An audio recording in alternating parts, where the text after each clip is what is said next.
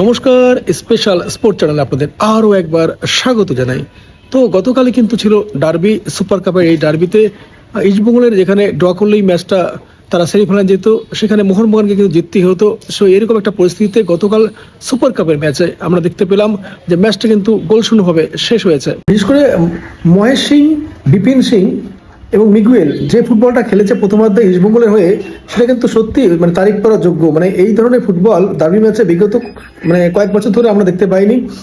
কম করে 2 থেকে 3 গোলে যদি ইস্টবেঙ্গল এগিয়ে যেত তাহলে কিন্তু অবাক হওয়ার কিছু থাকতো না। বিশেষ করে বিপিন সিংয়ের যে হেডট্রিক কসবারে লেগে ফিরে এলো এবং যেভাবে মহেশ সিং একটা ওপেন সিটার নষ্ট করলেন, এবং মিগুয়েল যেভাবে ফুটবল খেলেছেন, যেভাবে পাস বাড়িয়েছেন, মিগুয়েলের পায়ে বল পড়লেই যেভাবে তিনি মোহনবাগান ডিফেন্সকে দাঁড় করে রেখে যেভাবে ফুটবলটা খেলেছেন, সেটা কিন্তু সত্যিই প্রশংসনীয়। এবং ইস্টবেঙ্গলের মধ্যে খেলেছে প্রথমার্ধে। মোহনবাগান কিন্তু প্রথমার্ধে তাদের নামের প্রতি সুবিচার করতে পারেনি। যে ফুটবলটা আমরা মোহনবাগান থেকে আশা করেছিলাম, আর তাদের যে দল বিগত কয়েক বছর ধরে তারা যে ফুটবল খেলেছে, সেই ধরনের ফুটবল কিন্তু গত ম্যাচে আমরা দেখতে পাইনি। গত ম্যাচে তারা কিন্তু সম্পূর্ণ ব্যর্থ, এটা বলা যেতেই পারে। এবং আমরা দেখেছি যে দ্বিতীয়ার্ধে কিন্তু মোহনবাগান অনেকটা ভালো খেলেছে প্রথমার্ধের তুলনায়। অবশ্যই দ্বিতীয়ার্ধে মোহনবাগানে বিশেষ করে সব বিদেশি নামার পর তারা কিন্তু সত্যি ভালো ফুটবল খেলেছে, এবং সেক্ষেত্রে তাদের বেশ কয়েকটা আক্রমণ তারা কিন্তু তুলে এনেছে। কিন্তু গোলমুখী খুলতে না পারে তারা কিন্তু গোল পায়নি। কিন্তু দ্বিতীয়ার্ধের শেষে থেকে কিন্তু ইস্টবেঙ্গল আবার ফর্মে ফেরে, এবং তারা কিন্তু এই সময় বেশ কয়েকটি সুযোগ নষ্ট করে। বিশেষ করে মহেশ সিং অনবদ্য ফুটবল খেলে এই সময়। আর গতকালের ম্যাচে যদি আমরা চলছিল বিশ্লেষণ করি, তাহলে দেখা যাবে যে ফুটবলটা আমরা মোহনবাগানের কাছ থেকে আশা করেছিলাম, যেহেতু তাদেরকে জিততেই হতো, সেই ফুটবল কিন্তু তারা খেলতে পারেনি।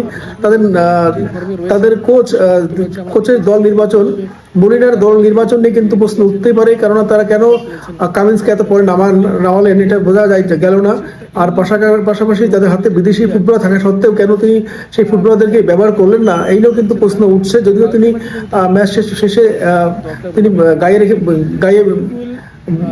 রেখেছেন যে এই দল তিনি নির্বাচন করেননি, অর্থাৎ এই দল নির্বাচনের ক্ষেত্রে ম্যানেজমেন্ট দায়ী। অর্থাৎ তিনি কিন্তু তার কথা মতো দল কিন্তু মোহনবাগান ম্যানেজমেন্ট করেনি। ফলে এই নিয়ে কিন্তু ইতিমধ্যে বিতর্ক সৃষ্টি হয়েছে। এবং গতকালের ম্যাচে একটা উত্তেজনা সৃষ্টি হয়েছে। ম্যাচের পরে আমরা দেখেছি দুই দলের ফুটবলারদের মধ্যে একটা হাতাহাতি পর্যায়ে চলে যায়। যাই হোক, শেষ পর্যন্ত ইস্টবেঙ্গল কিন্তু তাদের যেটা চেয়েছিল সেটাই করেছে। তারা ম্যাচ ড্র রেখে তারা ইতিমধ্যে সুপার কাপের দ্বিতীয় দল হিসাবে সেমিফাইনালে পৌঁছে গেছে।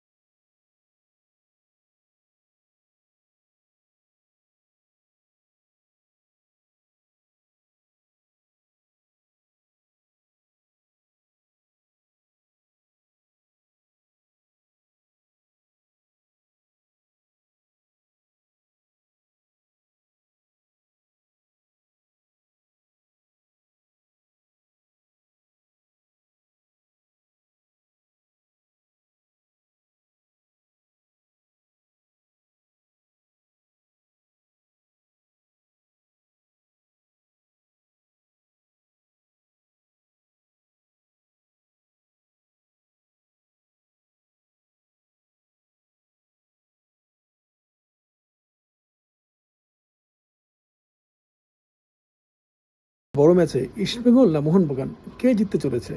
আপনারা কমেন্ট করুন।